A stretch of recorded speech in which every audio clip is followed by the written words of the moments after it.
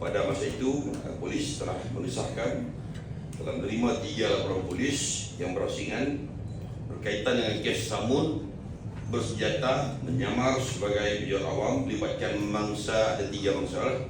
Kejadian berlaku di kawasan Tepung dan ekoran daripada siasatan polis ini kita menjalankan operasi dan tangkapan telah dibuat seramai 6 orang telah ditangkap.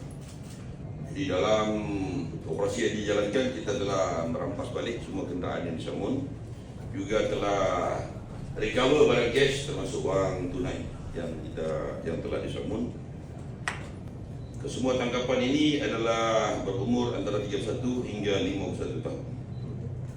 Dan kita telah membuat rampasan 2 pucuk pistol, 5 buah kenderaan, wang tunai 13,000 dan berbagai mata wang asing termasuk 8 buah telefon bimbit dan 2 pas keselamatan.